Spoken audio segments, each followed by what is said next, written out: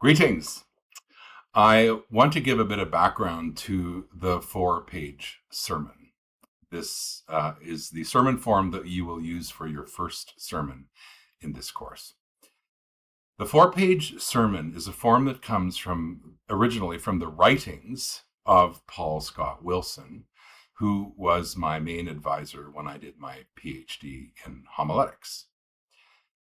He has a full book called The 4-Page Sermon, and it's pretty long, and it's a lot of information that we don't necessarily need in order to preach a 4-page sermon. But if you want to take a look at the book, go ahead. You'll find it. You'll find the reference for it under the Select Bibliography. And if you want to purchase it, if you want to take a look at it, that's fine. But I think we can get along without that big book. You'll find most of what you need to know about this form in Chapter 7 of Determining the Form. And just to be clear, the 4-page form it's metaphorical. It's not actual pages of your manuscript, although it may turn out to be that way depending on what size font you use and all that kind of stuff. It is simply 4 sections of a sermon in 4 different moves.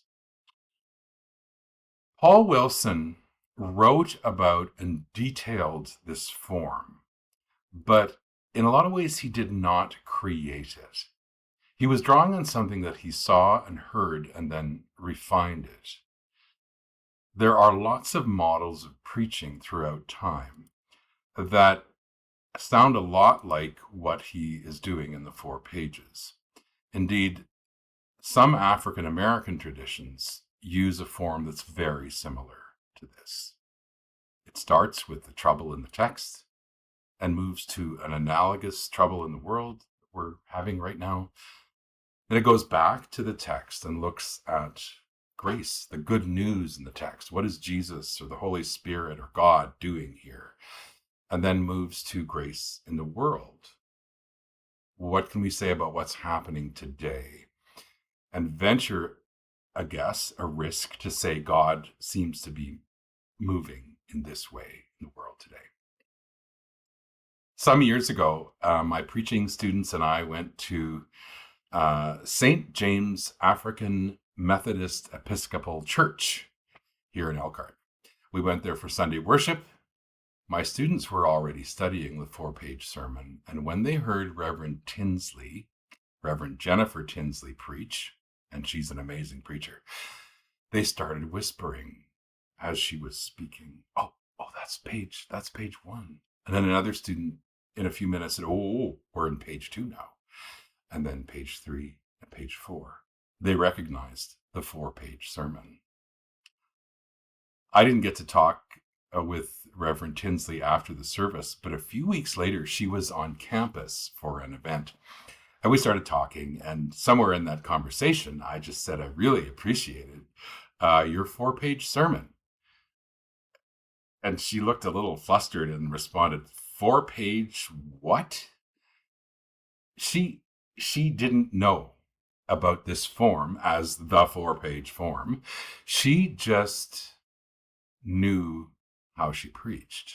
And she said, yeah, I always start with the biblical text, and there's some trouble there, something going on that's not right. And then I move to how this is alive and in our world today. And then I move to the gospel, the good news. And then I say a few things that apply to the way the gospel is moving in the world today. Well, that's the 4 pages.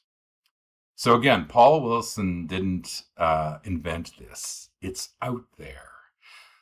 He expanded it and refined it. I preach in many different forms when I preach a sermon, but I find the 4-page model really helpful. Often on Thursday or Friday, when I'm trying to make sense of this biblical text, I have notes and I'm trying to figure out what am I going to say about this? How am I going to say it? I think, what's the trouble in the text? And what does that look like today? Well, where is the good news in the text? What does that look like today? So that's the 4 pages. And it may be that my sermon doesn't look like a 4-page sermon on a Sunday morning, but almost every sermon has this, right? It registers some kind of trouble, sin, wound, conflict, and it makes it relevant for today. And the sermon also brings in the good news. What is God or Jesus or the Holy Spirit doing here? And finally, what does this look like today? So I find the 4-page sermon really helpful on a number of different levels. And this is why I'm inviting you to make your first sermon a 4-page sermon. The 4-page sermon is a narrative form of preaching. Later in the class, we're going to get into a lot of different kinds of preaching. And what I mean by narrative is that it works kind of like a story. A story does not usually state the end at the beginning. It states the beginning, and then we wonder where we're going to go from there. To notice a radically different kind of sermon, you might notice the propositional sermon, which you can read about in chapter 4 of Determining the Form. This is the kind of sermon that I grew up with, where the preacher would start off with something like, God is love. I'm going to preach today about God, our loving God. I'm going to say 3 things about this. God's love comes to us in creation. God's love comes to us in the forming of the people of Israel. And God comes to us in Jesus Christ. There you go. There's a propositional sermon. And it works. It can work. But you're doing you're starting at the end, God is love, and then you're moving through a kind of argument for how this works. Now, this is a fine sermon, and you can preach a sermon like that. The 4-page sermon form, though, is quite different than this. You don't let on to the good news at the beginning of this sermon. In this sermon, you explore trouble, the trouble in the text and the trouble in the world, for some time, and about half of the sermon, before getting to the good news. So this is a narrative form of preaching in the sense that it holds something back, just like a good story or a mystery novel or just about anything that you'll watch on TV or a movie. A story starts with tension, conflict, something that's off, and it describes that, and then at some point we have a resolution to that.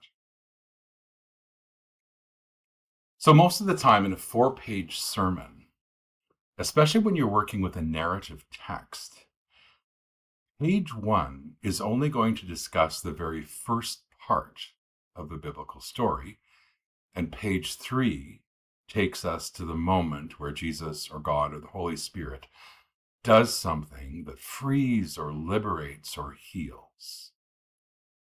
For instance, if I were preaching from the story in Mark about the woman who is bent over and who comes to Jesus, it's not Mark, it's Luke. Luke 13, 10 to 13. Page 1 would only cover that part of the story where she is bent over and in trouble. Only on page 3 would I start to look at Jesus' action of healing her. So you're holding back the good news until about halfway into the sermon. I'll probably say more next week about the 4-page sermon after I hear some of your questions and comments and frustrations. But that's all that I will say for now about the 4-page sermon. Please let me know if you have questions about the 4-page form. You can do this in the forum this week, or you can always send me an email. Thank you.